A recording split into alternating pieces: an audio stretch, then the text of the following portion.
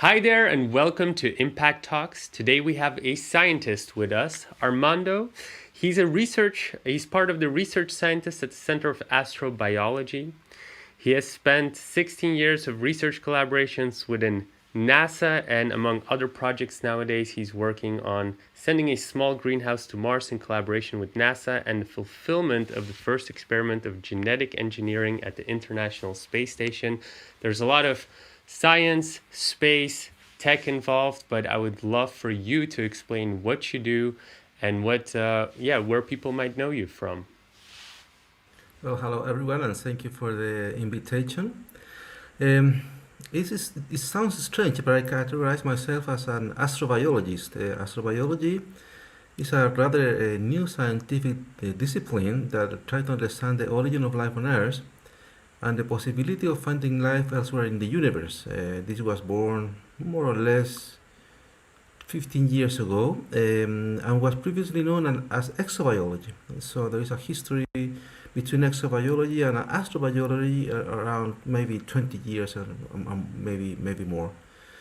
And since the question that posed by astrobiology are so broad, you can imagine that many different scientific disciplines can approach to it. In my case, I approach astrobiology from the point of view of environmental microbiology, in particularly the type of microorganisms that survive in extreme environment, and in that way understand the limit of life on Earth and what that can tell us about the possibility of finding life somewhere else in the solar system or in more distant exoplanets.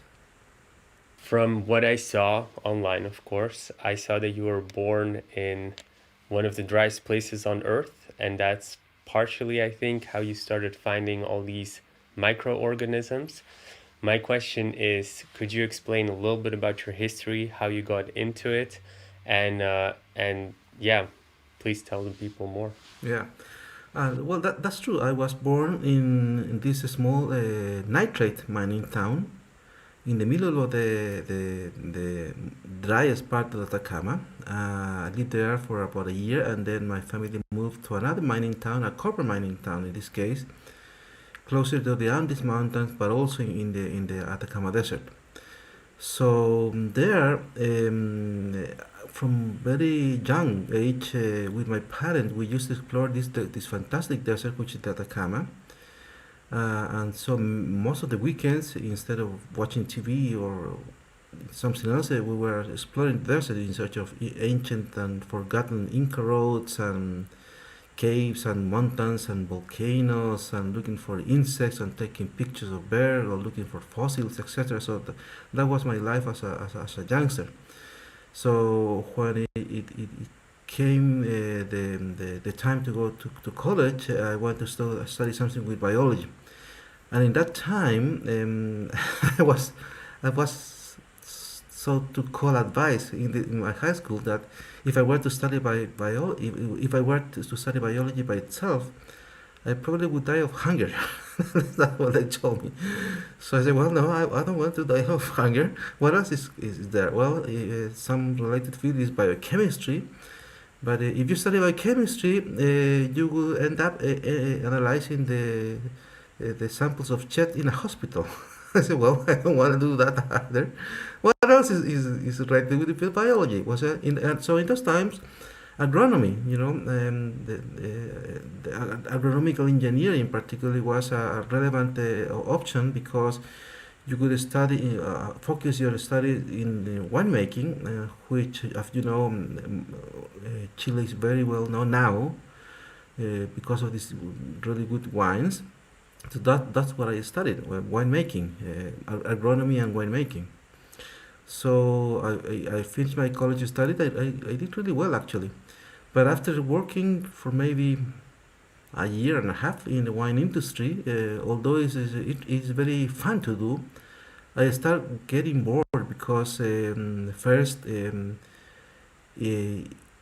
I couldn't picture myself doing the very same thing until I get old, right? That was one thing. And the second thing is that I could not envision any path in the terms of getting more relevant positions because in those times there were, and still is more or less the same now, there were just a few main vineyards in Chile, and you would work under the famous winemaker, and you could do that for the rest of your life, and no one would never know about your work.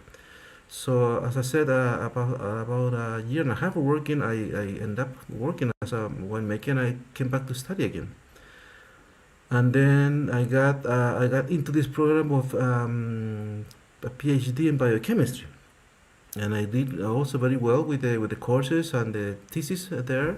But again, after almost 4 years of thesis work, I saw that I could not continue anymore because I never had any funding. So 4 years of thesis work plus other 2 years of courses, 6 years already in that PhD program, and just because my tutor, the professor that guided me there, gave me like $80 per month. That's what I had for a living.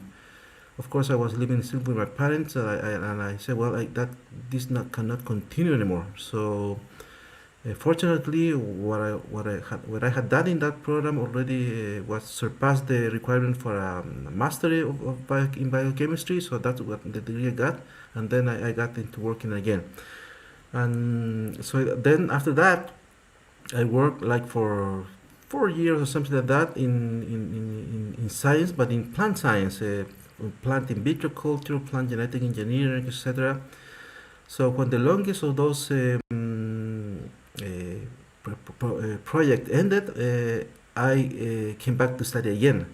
And that happened because another professor gave me an opportunity to start working in what I like, which is try to understand how life is able to cope with the extreme environment of the Atacama. So I went to this other faculty, and I started working there for free, doing my own research. And at some point, the professor there said, "Well, if you have so clear what you want to do, why don't you end up your PhD here?" And that's what I did. And then I got another degree, first another master in biological sciences, and then a PhD degree in molecular genetics and microbiology. That gave me the tools to work in astrobiology. And how I got specifically into astrobiology, because in 2003, a professor from the NASA Ames Research Center published in Science that Atacama was a proper Mars analog model. And I contacted him, and to my delight, because I contacted him, and I said, well, why would he answer me if I not know in this field? Actually, I not know in anything. But he was a very kind professor, and he replied that email, and even he invited me to their next mission to Atacama, which I went, and then he invited me again to another NASA mission to the Mojave Desert, and that's how I started formally with the astrobiology even before my second PhD. That is, I was doing that as a hobby, and then I could put it in the academic, so to speak, with the thesis of my second PhD, and that's how I started working in the Atacama Desert, specifically trying to understand the close relationship between water and life, and again, what this tells us about how should we search for life elsewhere. So, I have further questions, of course, about your career and the research that you did because it's very interesting. But the number one question that I had when I was, for instance, looking at your TED Talk and just looking at, I see that you did also stuff with National Geographic. So, the thing that I saw was you find these creative ways almost by obviously knowing the location so well, um, that organisms can survive. The question that I had that popped up that obviously only you can answer, or at least if I go on Reddit maybe or something, but there's always the comparison towards maybe in Mars something like that could happen as well. The question that I have is, isn't it different because Earth has a protective sphere against the magnetic waves and stuff like that, the ozone, all that stuff, whereas Mars does not have that? So how realistic is it that there are these organisms on a different planet? Mm.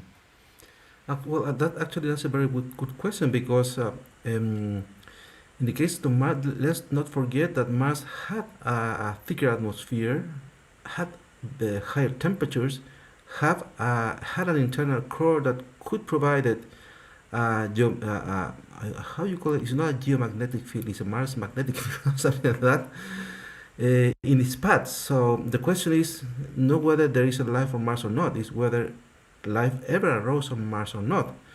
And so we do know that Mars had the conditions in its past for that. That's what we know. That Mars had the conditions for the possibility of life arising there.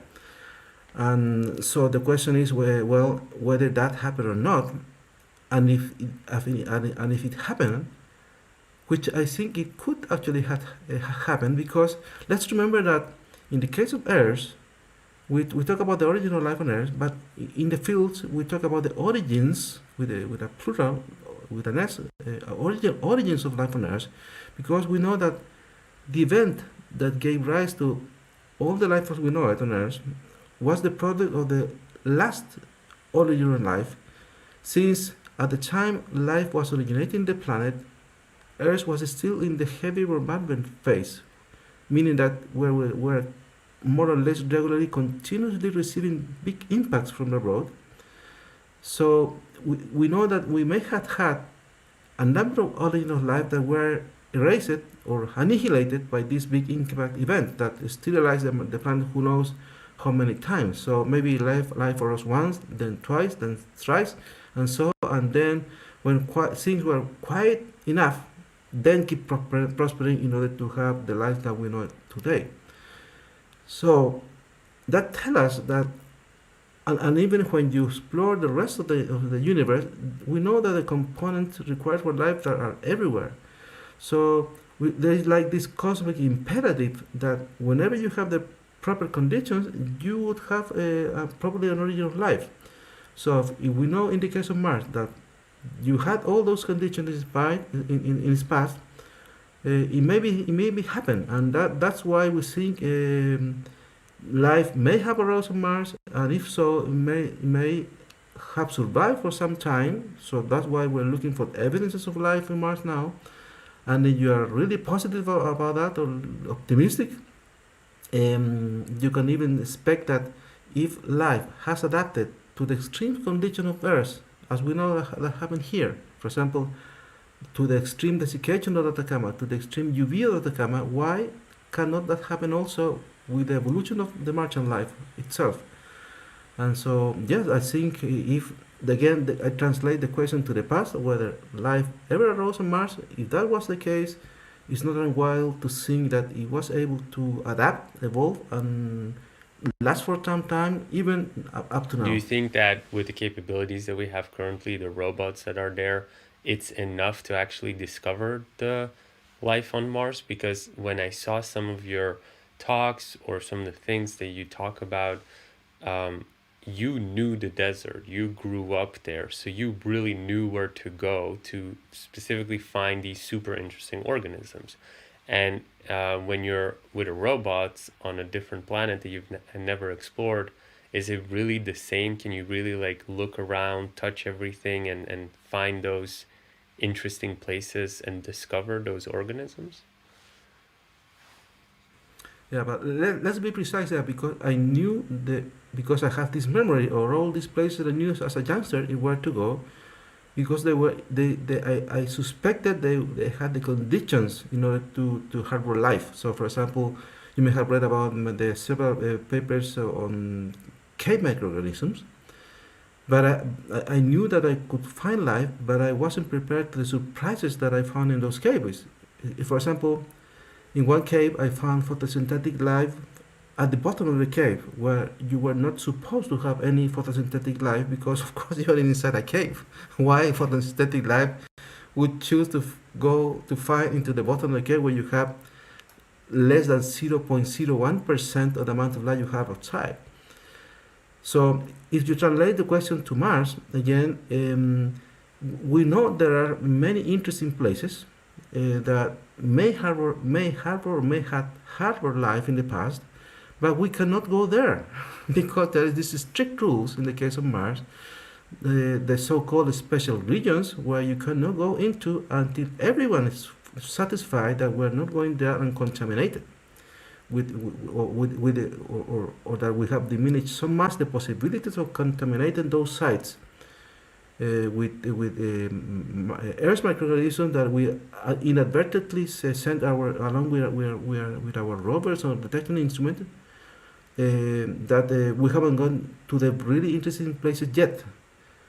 That was not, of course, the case in the Atacama. In the case of the Atacama, I just went. I didn't have to ask for the permission of no one. So again, that's a huge difference. In the case of Mars, there is very interesting places. For example, there is places that we suspect that from time to time during the year they may hold liquid water coming from the underground, which would be the perfect place to look for life. But no one is there to go yet in order to say, well, we don't want to contaminate that. We have to be really, really, really, really, really, and then 2 pages of really sure that we were not contaminated with our instruments. And although we're doing a pretty good job. In order not to do that, we haven't yet found a protocol in order to 100% sterilize everything we send to Mars. So I think that answered that question. The really interesting places on Mars we haven't gone into yet because of that.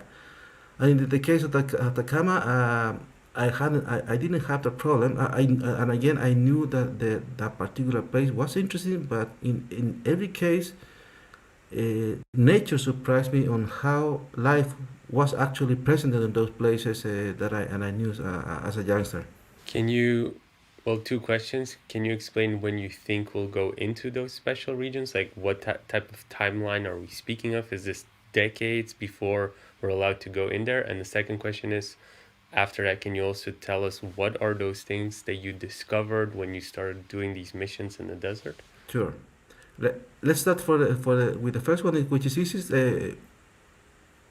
We will have to do it rather soon because we were expecting to the protocol to be so perfect that you say, well, we have a 99.90% confidence that all our instruments are really clean in order to send them there. But that was in a time when only mostly NASA, if not only NASA, and maybe ESA, the European Space Agency, could send a rover to Mars. But now we have two pressing issues. First, we are thinking about a human colony on Mars that is not controlled by NASA but by private companies like SpaceX. And also we have now the input of other countries like China that will not request anyone to do what they want.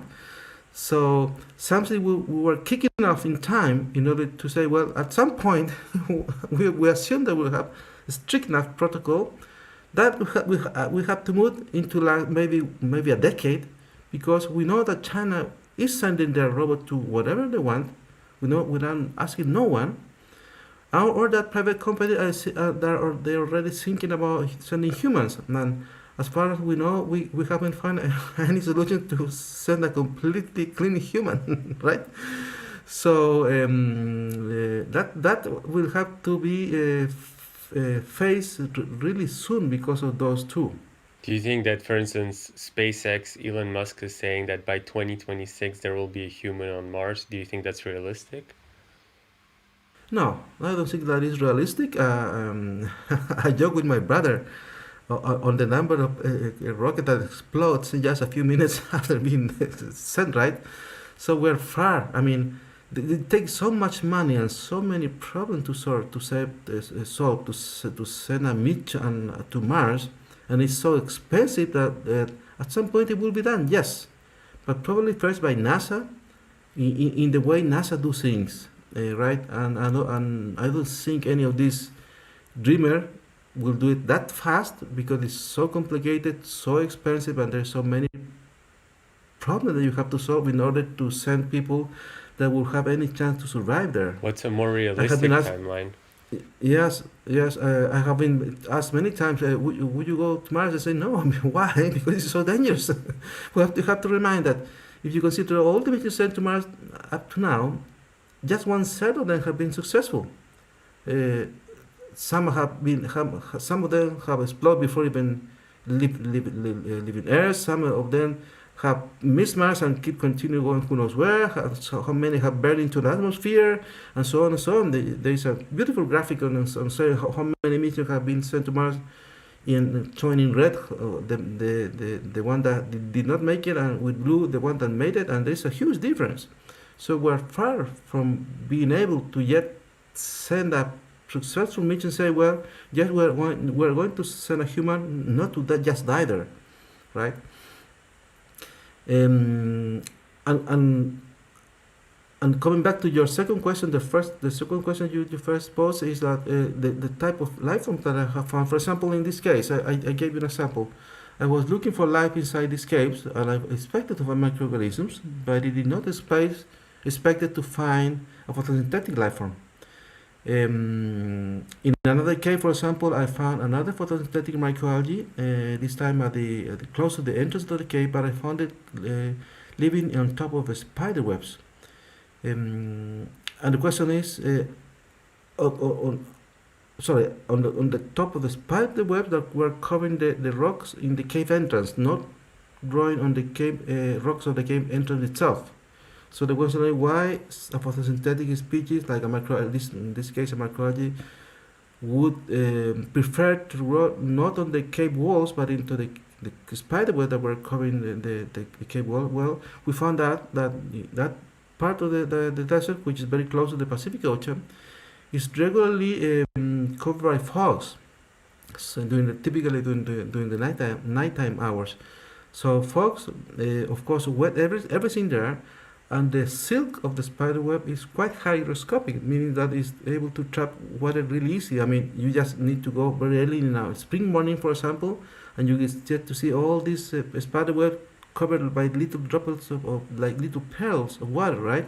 So that was happening also in Atacama. So this microalgae, so to speak, learned, and in order to survive in this part, a regular source of water could come from the fogs that were, being deposited in this spider web. So we learn a novel mechanisms of how life is so to call intelligent to adapt to those conditions and survive for the fog water that was deposited on the spider webs. That's another beautiful example. Or the case of the driest part of the site of Atacama discovered to date by us in 2015. Actually, we were looking there for the dry limit for life on Earth. That is a place so dry that nothing was able to survive in it. And we found it there, and we found a place that was, compared to other sites of Atacama or other deserts in the world, was far the driest. And we thought, well, this place is too dry. Nothing should be able to survive it here. We're talking about the subsurface soils of that site.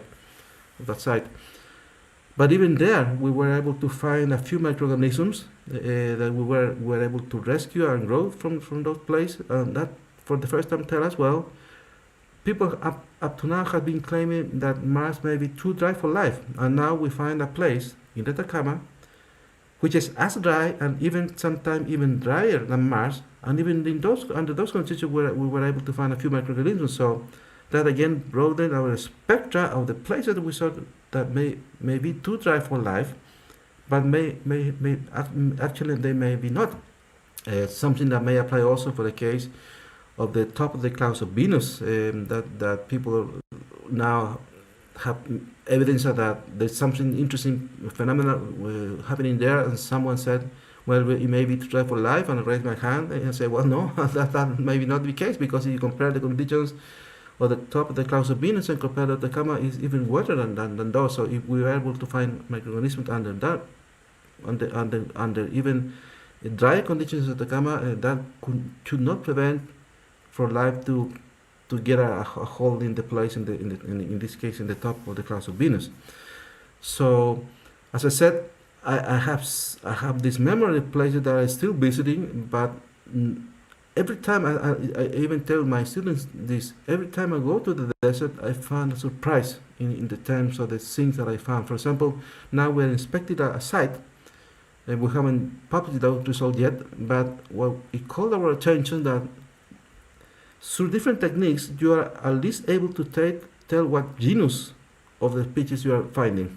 For example, Homo sapiens, the genus is Homo, the species is Sapiens. In the case of the microorganisms, there are a number of different genus of microorganisms, let's say Bacillus.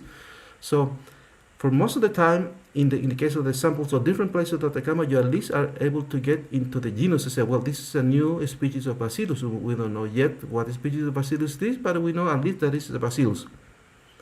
In the case of this site, at least 30%, that means 3 out of 10 species that we found in this site, we actually don't know what they are, except that they are microorganisms. That is the genetic analysis we have performed in those microorganisms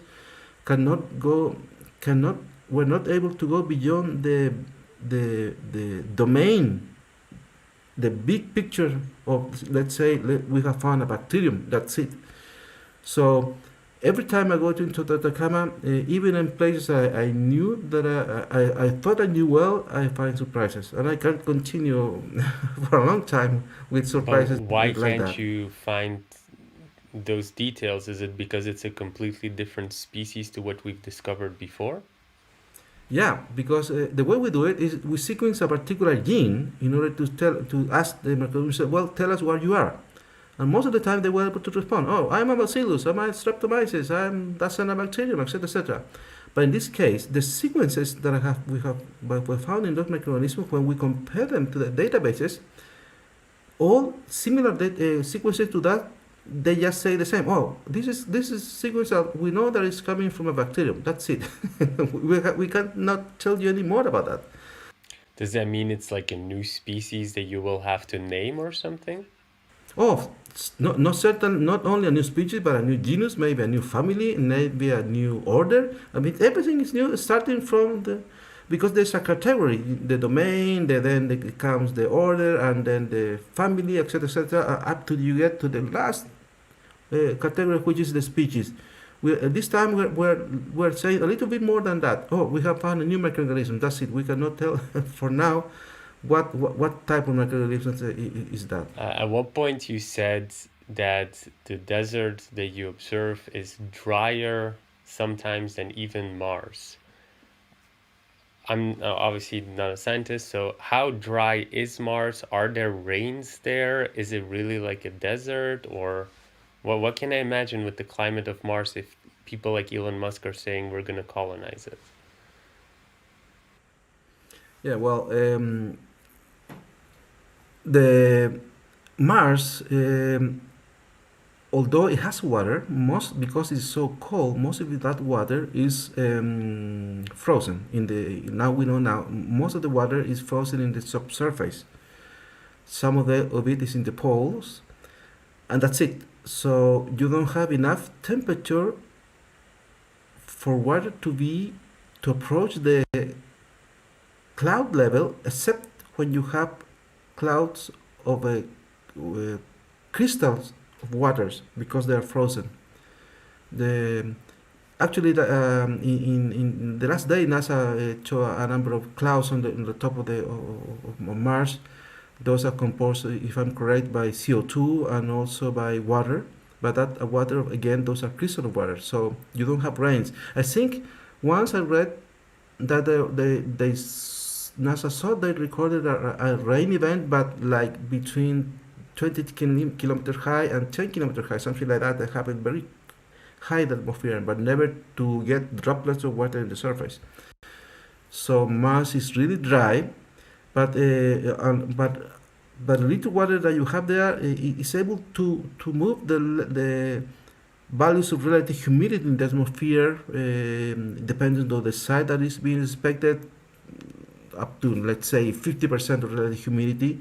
But you have to consider also that the atmosphere of Mars is really tenuous, so it's much less water than in the atmosphere that we have on Earth.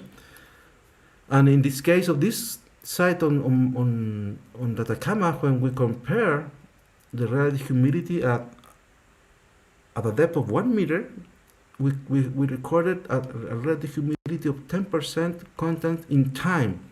It was always 10% relative humidity. That was the driest no one ever recorded on Earth in a natural environment, of course. And that when we compare with the data being taken by the rover in Gale crater, they were recording up to, in those same days that were doing the same experiment at Atacama, they were recording up to 60% relative humidity. They are not directly comparable, but that it told us that we found a place that was as dry as Mars, and depending on the day, um, even drier than Mars. That's what I meant with that. Some days that what we measure, as we were mentioning, always 10% in time constant. If you were looking at the same values on Mars, they were, for example, recording 60% relative humidity. That's what let us say, well, we have found a site that is even drier than Mars. But again, there is not directly comparable, but it gave us an idea that we found a site that was really dry in Atacama. When you say you measure and discover these things, I'm assuming that this isn't you just like walking around and seeing things and taking pictures. So what kind of technology are you using, and can you explain it in a simple way? Yeah. Yes. First, first I used my memory because as I said, I was born and raised in Atacama, and I didn't spend the almost 20 years that I lived there looking at the TV. I was spending most of the day, on the weekends at least, when I was not in school, exploring Atacama. So had a good memories of places at first. I, don't, I didn't remember seeing any clouds.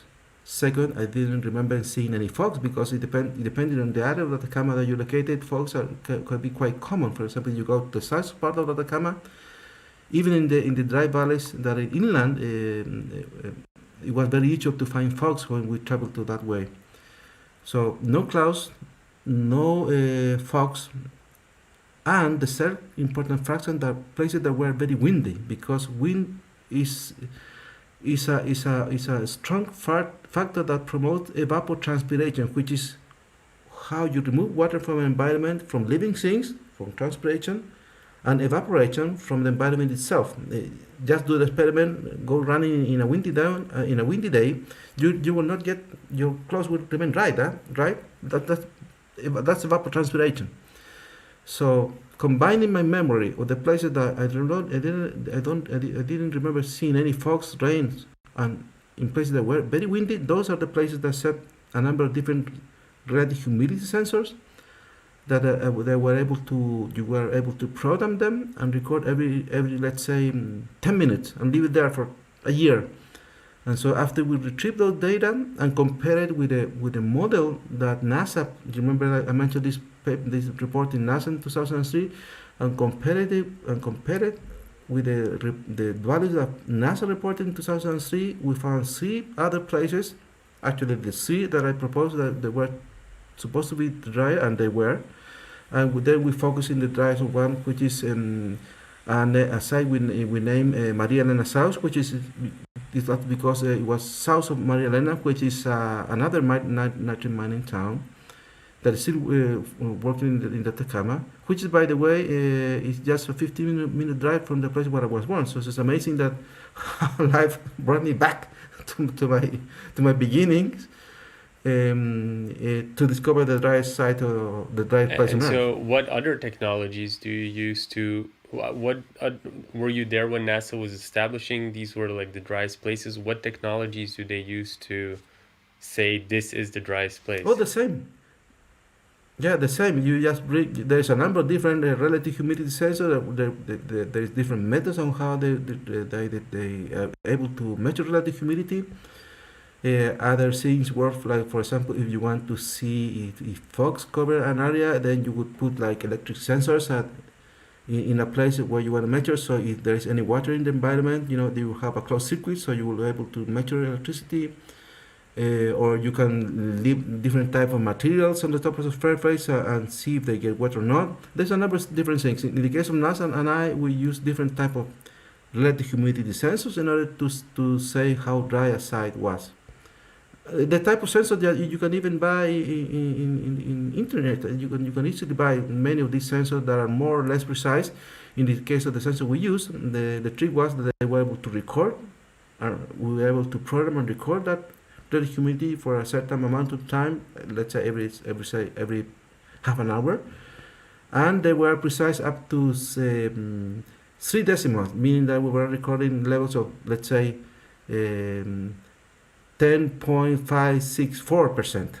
And so that gave us a level of precision in order to understand that they were actually true values. And of course, when you do this type of experiment, you don't do just one measurement, you do it at least two or twice. And then in every time you use not just one sensor, but two or three, so to check that all the sensors you're using are recording the same.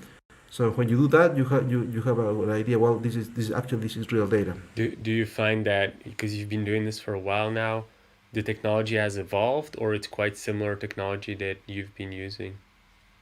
No, it's more or less the same. Yeah, that nothing. There hasn't been any breakthrough in ways to record the humidity because it's so simple, right? It's not something like quantum technology or something. No, it's very simple. They are very simple, well-tested methods. So the only thing maybe is that instead of sensor that they were able to store for a memory for a year now, you can store for longer, but nothing more dramatic than that. Have you, as a scientist, ever wanted certain things that would further your research better, or craved for certain things that don't exist yet?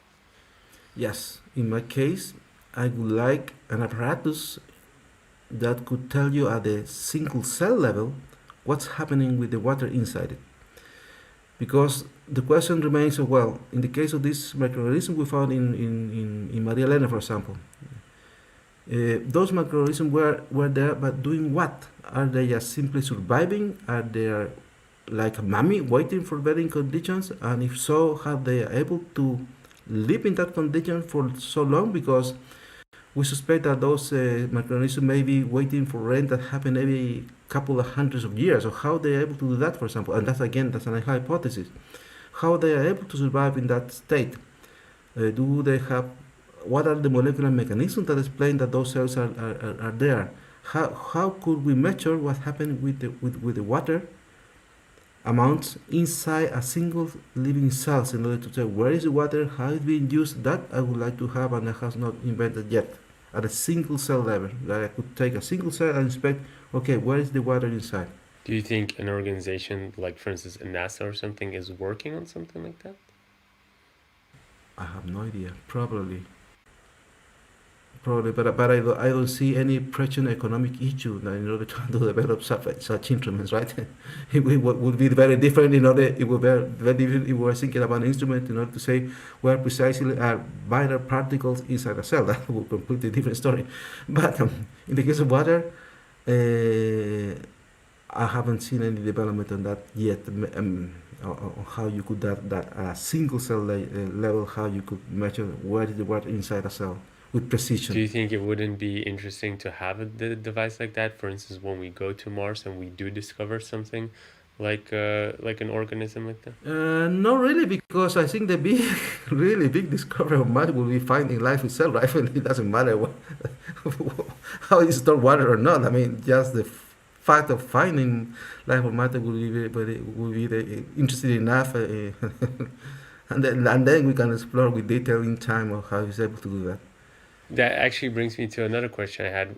Everybody talks about Mars all the time, but I've read in some papers that one of the moons of, I don't remember which planet, also had potential for organisms because of, I think it was Jupiter or something like that, because of how close it was, and then the friction somehow caused a good temperature. And do you know anything about that? Yeah, just talking about Europa, which is one of the satellites of Jupiter. Let's remind that they are satellites of another planet. I don't like the term moons because the name of our satellite, we call it the moon. So just to not mix things up, there's just one moon, ours. The other are the satellites. So in the case of Europa, it's another satellite, one of the many satellites of Jupiter, but one of the main big four that you can see even with your backyard telescope. We have pretty good evidence that they had an internal ocean. And actually, if you think that we have been looking for evidences of water, of life in the solar system or elsewhere, by first looking for evidences of water. If you were to make a poll in the field of astrobiology of where we should find life, there would be the better opportunities of finding life, it would be places like Europa or places like Titan. That you also know that it has there is evidence that it has an internal ocean. So, and in the case of Europa, for example, it has even, we suspect that it does have even more liquid water than Earth, because we keep forgetting that we think we have a lot of water, but it's not the case. If you cut the Earth on half, you will see that we have a film of water just covering 70% of it. So if you take all that water and put it aside and calculate how much water Europa seems to have more water than Earth. And so if you have liquid water, it means that you have a good temperature in order to keep that source of temperature that allows you to have the water in the liquid state. And also it means that that source must be active enough to maybe interact with the rocky core of Europa, because it also had one. And maybe there may be some geochemical reactions here between temperature and water and the component of that rocky core that could give you all the elements that are required for life, like carbon, for example, or nitrogen or sulfur. So again, you have all the components for life as we know it. And we suspect that that the oceans of Europa may contain, again, I will have to be very careful, may contain some life forms like microorganisms, and who knows, maybe even more advanced life forms. But the problem with the moons of Europa or Titan, which is a moon of other planets, etc., because all the huge gas giants like Saturn, etc., even Pluto, we have evidence that some things interesting with ice and water may be happening there. The problem with the moons of the gas giants are that they are so far away that again is a issue of distance and cost. So if you see the cost that you require to send a proper the mission to Europa and to design something that is able to land the surface of Europa, send something that is able to traverse the cover of ice, the water ice that we know that is there, and then go into the internal ocean, you're talking about millions and millions and millions of dollars. And then mission times that it requires you decades, because the time that takes you to get to the the place first, and so it's a very different story. And I think that's why we also explain why we have fascinated with Mars, because it's our next neighbor. It's like talking with your neighbor here and then thinking about doing the same thing with your really good brother in another continent. So that made the whole difference. The really interesting place is so far away, and that is so costly to get there, that it's not that easy. What if the future of the human species was involved? Would it be, I mean, I understand the concept, your brother is there, so it's a bit easier, but if like it's the real deal and we really need to go to a place that isn't pretty much this ice cap of rust or something like that, wouldn't it be smarter for us then to go towards one of those moons, satellites? Again, it will, but again, it requires so much money, and there is no free money for everyone. NASA has NASA, which is the one that is investing the more, has a budget for every year, and it cannot just do one mission per year, because it's so costly. That the main. I think that's the main issue. It's so damn expensive. But so you think once, let's say in 50 years from now, Mars is basically like some rudimentary colonies are there, we have some robots, some science, we can take off and land on Mars. Do you think at that point we'd be next looking at one of those satellites of Jupiter, or And actually, NASA is already doing that, and is thinking that as well. And they already had missions declared for Europa and Ganymedes, etc. But again, they are in the time frames of several decades. So we are thinking about sending a new mission to Europa that will be arriving in 2040 something. So again, and then the first exploratory mission, those missions were able to maybe circle Europa only, and then keep gathering more data and things like that.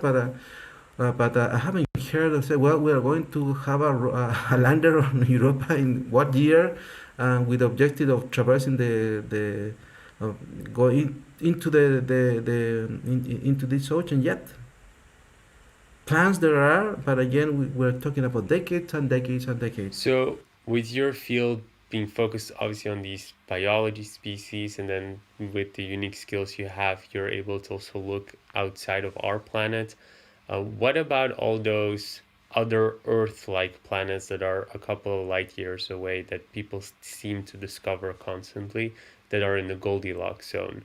Um, I keep also hearing that some organisms could be living there. Why do people say that if it's so far away? I'm assuming you can't even see things with a telescope that far. So why do people say there are organisms there and that we could potentially live there? Yeah. Again, there you have to read we care what people says, because of course we have taken, as a species, of course, a huge step in order to say there are other planets. If we were talking about other planets, uh, in addition to the solar system, just 20 years ago, we were talking science fiction. If we were talking about planets elsewhere, they would they would think you're a Trekkie or something, fan of Star Wars. But now we know that if you look into the stars in the sky, for every star one out of two of every star you see in the sky has at least one planet. That's what the statistic of the number of, on the thousand of planets what we have found already, what confirmed, just near our sun.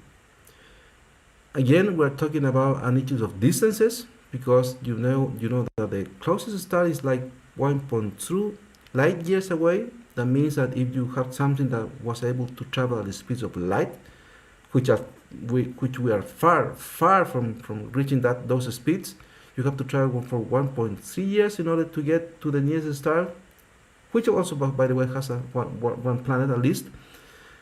And again, is the time, the cost of is a issue of cost and time, because if we were to send a spaceship with the technology we have now to our closest star, it would take like, if I'm correct, like 300,000 years or so.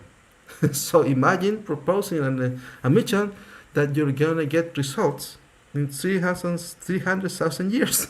Aren't there other spaceships? Like I read about some sail spaceship. Okay. Yes, I'm going to that, but before that, so this again is an issue of cost and time. So how we're doing it now, we have been able to analyze those planets because of how the effect that they have on their stars. They either by gravity they're able to see the perturbation of the gravity of the stars, or in the most successful technique that we have used now, we have been able to see the small planet go into the front, passing in front of the star, and we have the methods enough to see that small dip in light emission of the star in order to see it. And since we are doing that, we are able to analyze how that light traverses through the atmosphere of that planet that is crossing in front of you in the line of sight of your telescope, and we can analyze it. And so what scientists are able to say now is that by analyzing that light, we can tell by how much light is absorbed by different elements present in the atmosphere of those planets, what those atmospheres are composed of. So then we can compare that with the one example that we have, which is Earth, and say, well, if we found a particular planet that had huge amount of oxygen as we have on Earth, and we know that in the case of Earth, all oxygen on Earth, or mostly all oxygen on Earth, have been produced by life, then you will have evidence that other planet may be inhabited as well. But you will always find the counterpart say, well, that may be true, but let's not forget that maybe we don't know about other forms of produced oxygens to up to those levels that are not related to life. So until even nowadays, all we can tell is that this suggests this planet may be inhabited or not because of the amount, for example, of methane or things like that. But that's the only thing we can tell. And we already developed the techniques in order to better see those planets. The next generation of telescope, if I'm correct, they will be able to see most of these planets for the first time. Maybe that could give us more data. But the nice thing would be to go there and visit it. And again, we hit the problem and cost and time, right? So people is thinking about innovative ways to travel to those planets, and then you might have, as you correctly said, you said something about the light sail initiative that you will send this. Let's come back again a little bit in the answer. Cost. The problem with cost is you have to send a spaceship to another star, right? So you have to have ideally the smallest size for that spaceship in order to have the propulsion system that requires the least amount of fuel. And so in the case of the light sail initiative, the way people solve that is they are sending a spaceship that are the size of my thumb here, 2 centimeters, something like that. This will be this big, something like that. So they will be so light that it will require minimum inputs of energy in order to move them really fast. So how they're planning to do that? They're going to send, since they will be cheap to make, probably they will carry just one camera or something like that, and that's it. And they will accelerate it by powerful lasers from located on Earth. And actually, people is thinking about locating it in the Atacama Desert, by the way. And so they will be able to accelerate it to about 1/3 of the speed of light. And with that technology, with spaces that small, you will be able to reach our nearest star instead of 300,000 years in like 30 years. In order to, by chance of the many light, the many little spaceships you will send, because we will send thousands and thousands, one or two or three of them will be able to go through the near the planet and take a few pictures, which, by the way, once they're able to do that, will take 30 years to come back to Earth. So you will not know the result of your mission if you start now in the next 60 years. That means that probably your son will be able to know the results of something you did in your lifetime. So again, it's a thing of magnitude of money, magnitude of time, magnitude of space. That makes things so complicated, right? We're not in a very populated neighborhood, so to speak, that everything is far away from us. Do you feel like the technology of spaceships is progressing? I mean, 1/3 of the speed of light was something unheard of, I mean, a couple of years ago even. So do you think it's progressing to the point where, well, obviously, if you're following what Albert Einstein said, we're not going to hit the speed of light, but do you think we can get to double the third of speed of light or something like that? Yes, at some point we will, I think, but not tomorrow, not in the next year. Next year, no more, maybe not in the next decade. But I do know that people is already working like in ion motors or something like that. And I just read a few weeks ago that instead of getting to Mars with those new generations of motors like ion motors and something like that. Instead of reaching Mars in a year, they will be making it like in a month or something like that, right? So we're progressing to that. But again, most of this work is like is some of them are more advanced, like this new type of motors. I think thrusters, and for example, I think China is already testing one of them in real conditions. But for example, the light sails initiative is still all hypothetical. We haven't even yet. I think they have those spaceships have been they have not even yet built yet. We're still working on how we're going to solve the problems with the lasers and how you will get the lasers so, powerful enough and what will be the spaceship will maybe made of and what they will the final size will be, etc. So people is working on that, but nothing has been done yet. But as many technologies, they first are dream, then they're made, and then they go into the market, and then they are mainstream, right? But that doesn't that will not take that fast in this field. I think it will take some time yet. You keep mentioning like the other countries like China. I know that UAE is doing stuff. I know that Israel has launched some stuff. So all these other countries suddenly that aren't the US or Russia, or like Europe with ESA are doing stuff. How do you find, you being a researcher in this field, how do you find the collaboration? Is it like, are these countries completely detached, not caring? Is there some sort of collaboration? How does it feel like for you as a researcher? I well, I'm a little bit worried because and maybe you can feel the same. In the case of NASA, for every meeting was everything was so open. You could follow whatever they were doing from the beginning to the end. You have all the information available for you in order to work with it. For example, everything that NASA was doing was always communicating what it was doing with images and videos and interviews and etc.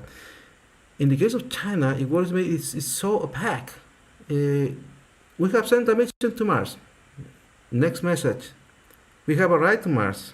Next message, a few months later, here's one picture of the rover.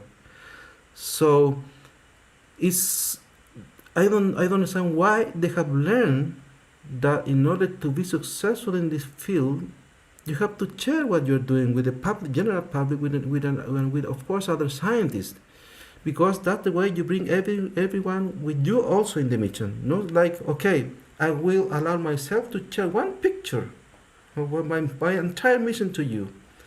And so you start thinking, well, why are they doing that? And you still keep thinking, are they hiding something? Why they don't want to exactly know what they are doing? So it worries me a little bit. For example, what we just talked about, this special region of Mars that the general community has agreed. Well, let's not go into those regions yet. Although we know that they are more interested in the case of Mars to explore until we are sure they were not being able to contaminate them.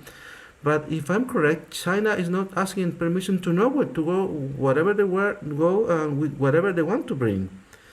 So it's like they're going their own way with people that have worked in this field together for decades and decades since the Apollo missions, right? So that feels awkward for me. And again, I think, well, they have put a rover on Mars and they send just one picture. That's it. Why? They want to keep us apart or what? What's the point of sending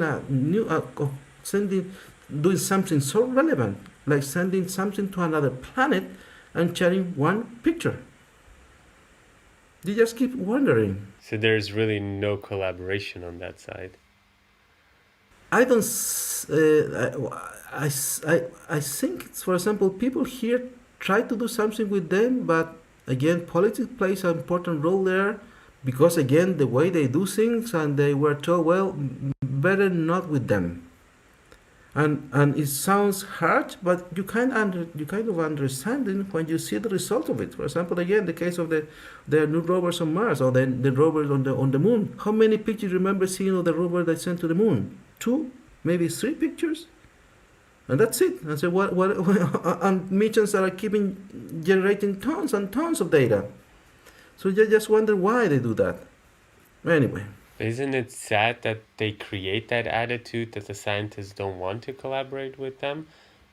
What economical benefit might they have to not share? Is there an economical benefit you can think of? Probably, probably. I mean, there must be a reason why they behave the way they do, right? I mean, otherwise, why do something so big like putting again an instrument in another planet and keep so quiet about it? There must be some hidden benefit why they are doing it that way. That is, yeah, weird, like you said. But then we're living in China in the field of science.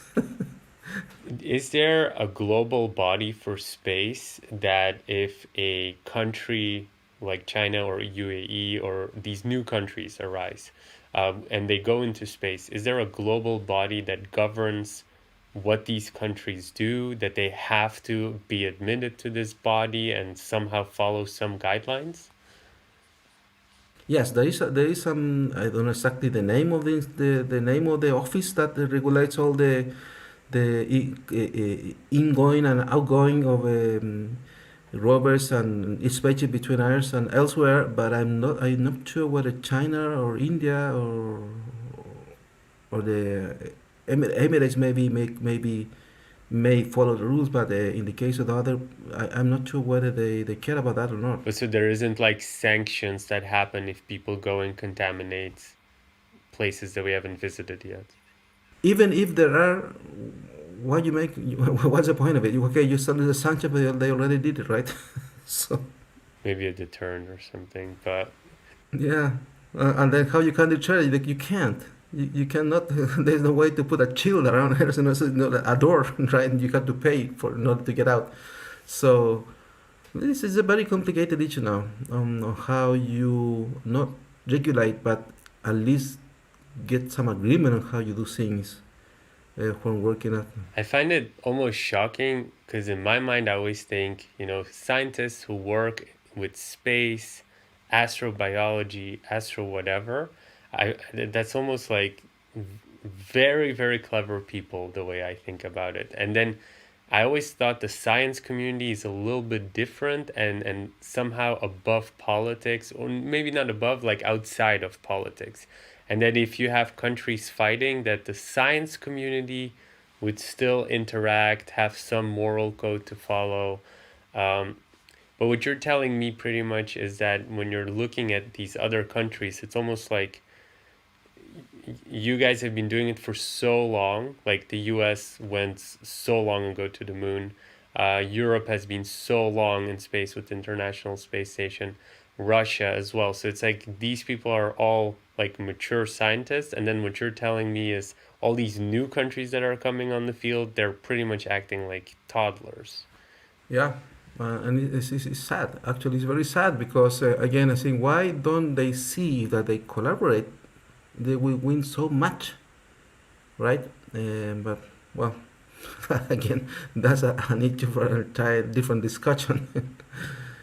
Yeah, maybe it's a mistake they need to make like happen before they start collaborating with the rest of the world. And sharing, even not even collaborating, but sharing more. Say, okay, let me bring you everyone to what we're doing. Let's share all the joy of exploring the universe. Why did you keep it to yourself? That's what I know. I don't understand. Considering obviously your background and skills and what you're working on, I can imagine that most of the questions, like I had in the first hour, were pretty much about Mars. I remember a couple of weeks ago when we were calling, you did mention that you wanted to elaborate more about your research and share things that maybe you don't get to share on other platforms. Could you maybe say some stuff that you wanted to share that maybe is not related to Mars or is related to Mars that you don't tend to get asked? I think it's more or less related to we just talked about how you approach science.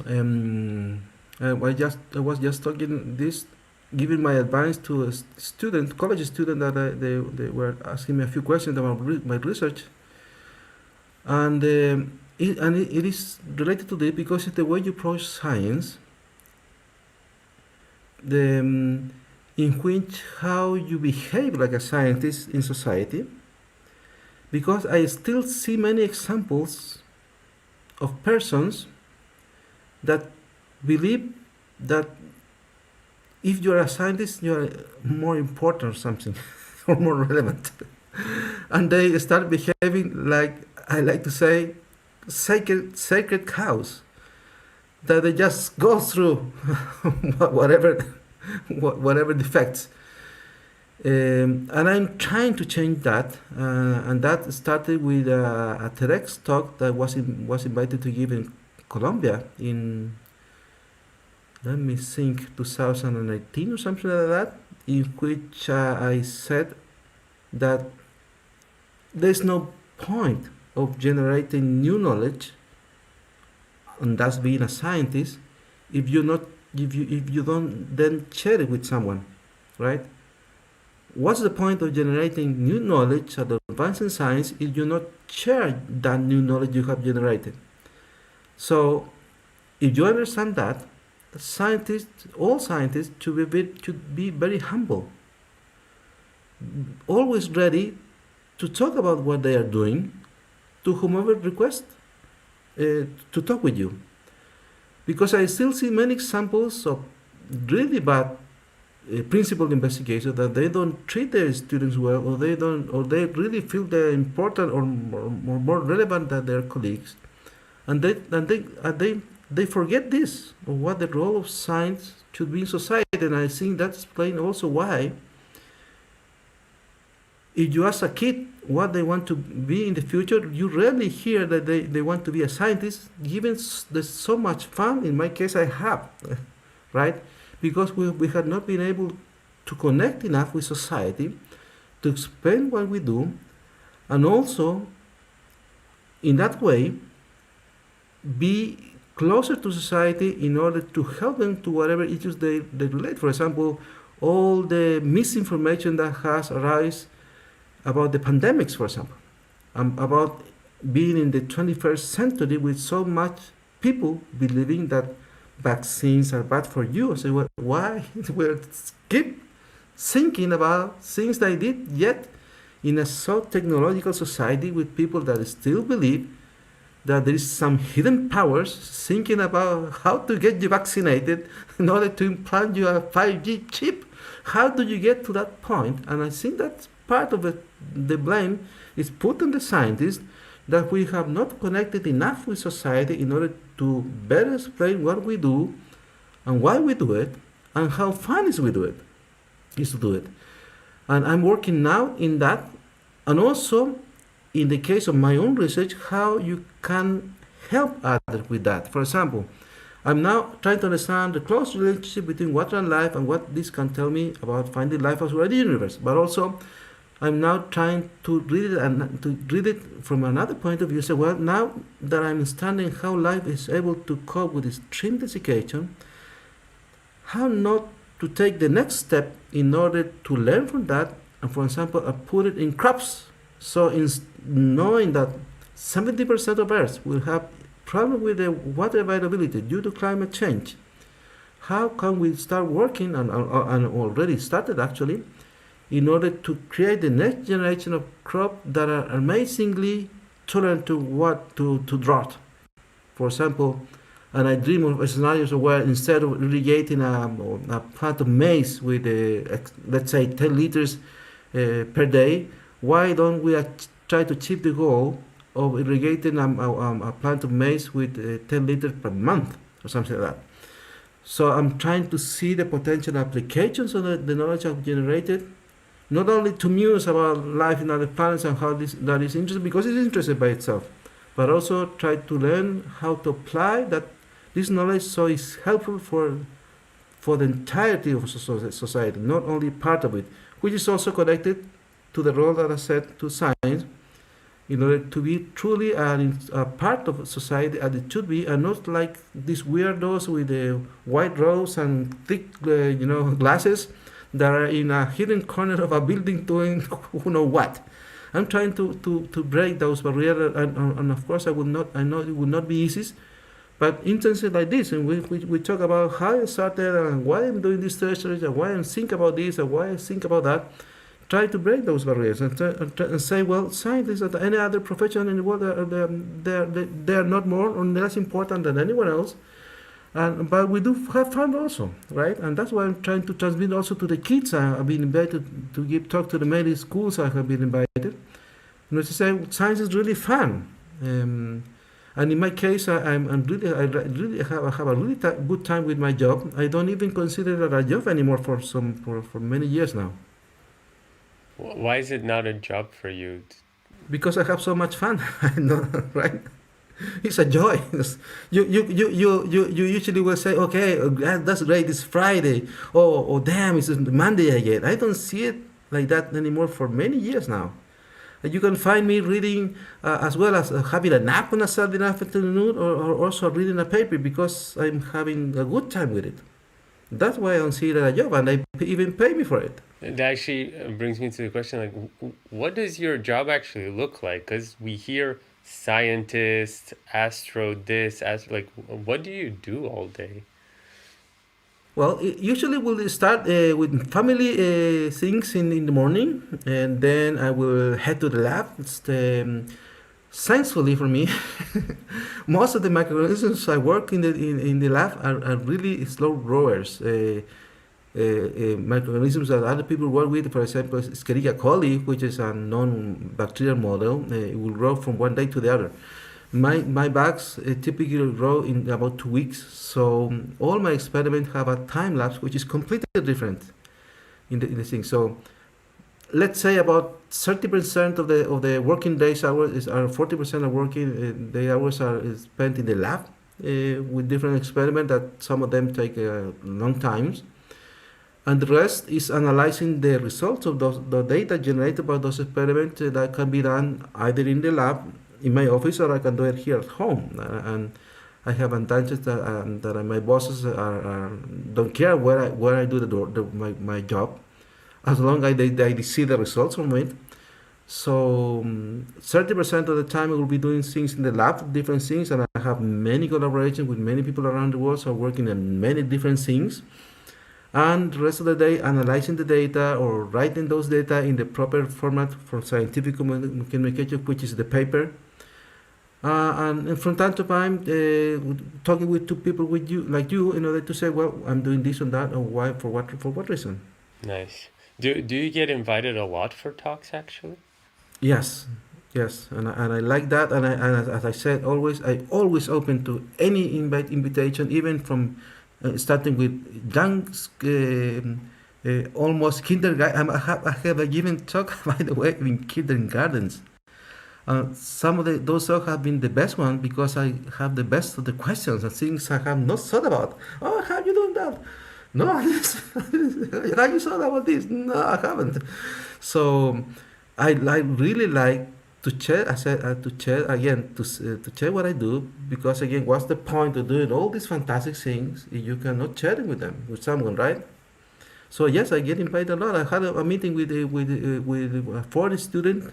They're just starting the college in biochemistry, and I advise them on, of course, science, but on life as well. So, well, are you considering going to science? Yes. How you plan to do a postgrad? Okay, yes. Are you planning to in your country or you're not in another country or in another country? Why?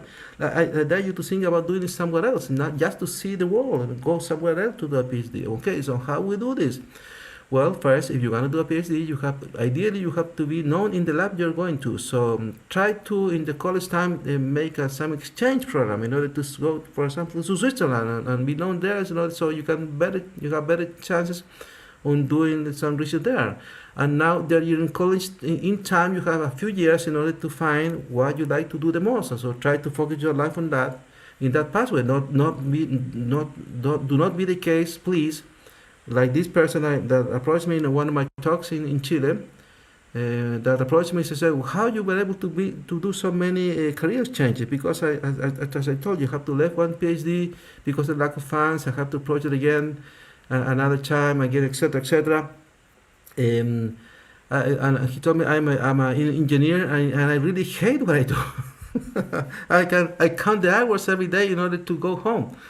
I said, well, you have to take hard decisions. You have to really find what you like and take the hard decision in order to make life changes. Otherwise, you want to spend the next 60 years that I thought I would when I started as a winemaker. Say, well, I have to stop now, right now.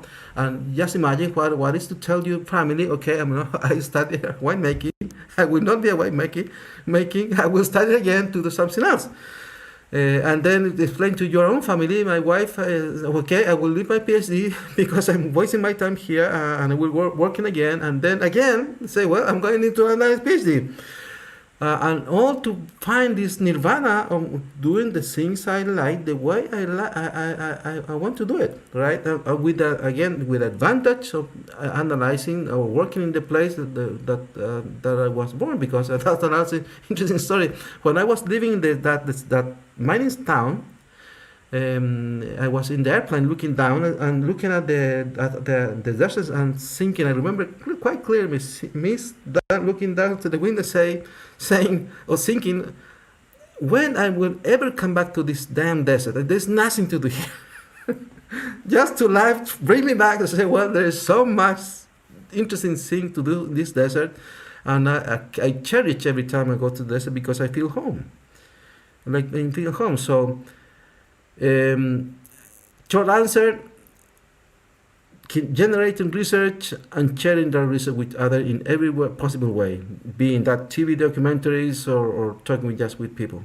That's maybe because we're slowly coming up. I don't want to take too much of your time, but my final question is regarding how did you get involved with all these, the TED Talks that you had, the National Geographic fascinates me more.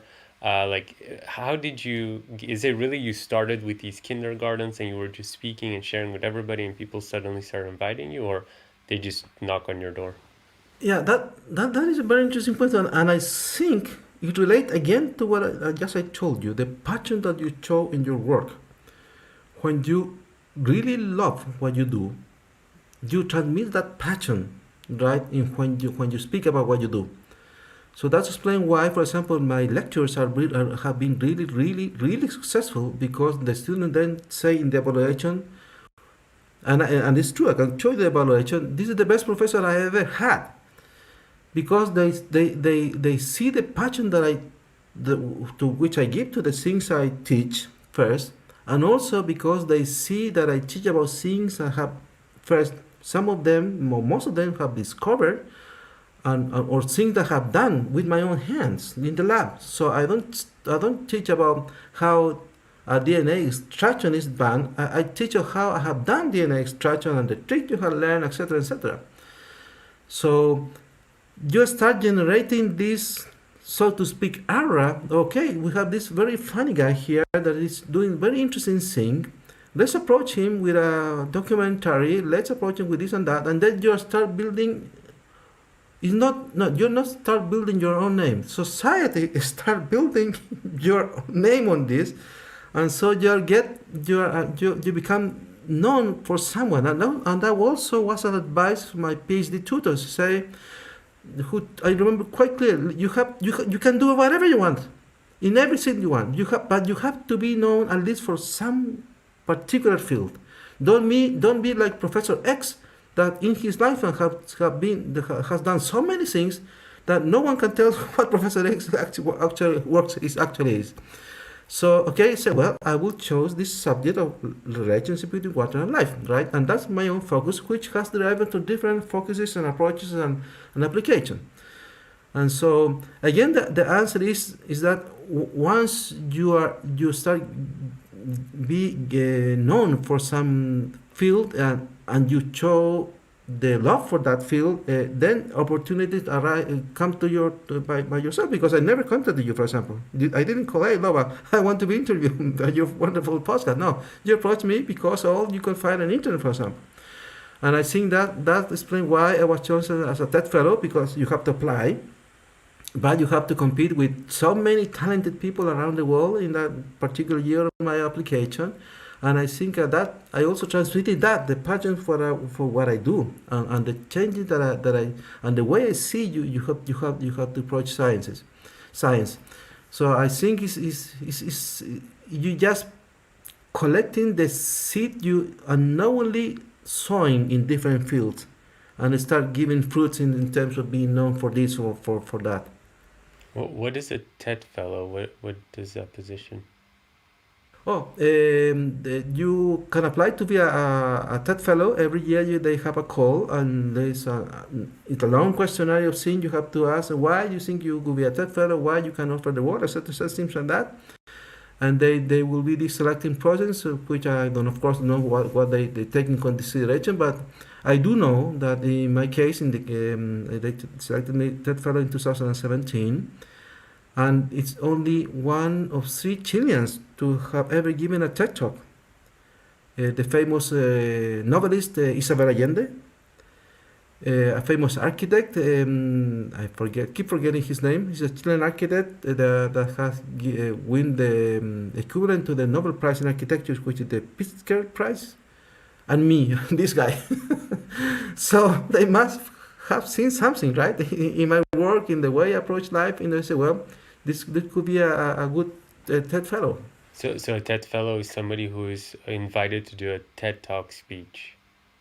Yeah, as a part of being selected TED Fellow, you give your first TED Talk in Vancouver, yes, once selected. It's not part of the main event, it's a day before where TED Fellows give their talks, but in the same format and etc. etc. That was a very interesting experience as well, being a TED Fellow or giving a first TED Talk. What was the experience like for you? Part terrifying. Because to that point, I have given many lectures, many talks, but in this case, everything had to be perfect because it was being recorded, right? You in front of a live audience, so you just can't go and do it again. Oh, don't worry, let's repeat this. No, not the case.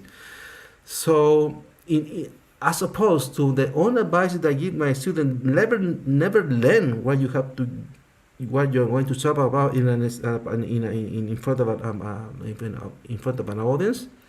I always just have a general idea what I'm going to talk about, and then the speech comes by itself. Because if you learn things, you confront the risk of forgetting some point. Okay, what I was supposed to say here, right? But in that case, I had to learn a script of what was I going to say. So you would find me minutes before my talk with the script in front of me, reading it time and time again.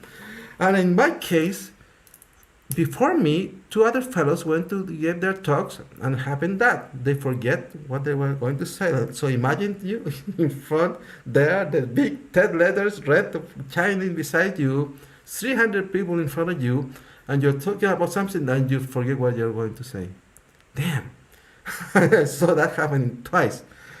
And so what I did before my talk, I just read at some point, okay, so I'm not reading it anymore. Ran a few times behind the scenario, jump a few times, tried to free myself from every negative vibe, and just went into it. And actually, it seems really well because what you can see and record it happen in real time, no mistakes made, and so on. And I was very lucky, I think. Yeah, like I did see it. I think a week ago. I liked it a lot. But we're slowly coming on time. But I'm super grateful and so interested in everything you said. I want to roll out the red carpet for you. Do you have anything to promote? Where can people find you? Please share. Oh, you can find you can find me on internet everywhere. You can find my email there. So please write me if you have any questions about what I just said. If you want to me to give you talk to the students or whatever, always open to that, as I said. So yes, happy to again to share whatever I have learned. Great. Any last words for our audience? Be kind with each other. That's it. That's pretty powerful. And I would say on those words, we can close. So thank you so much for being on and spending almost an hour and a half with us. No, you're welcome. If you like this episode, you can check out our most recent one here. And if you haven't already, make sure you click here to subscribe and see the next one. But if you're interested in more tips and tricks, then make sure to join our Facebook group where you can find thousands of like-minded people and you get direct access and support to any business question from the entire startup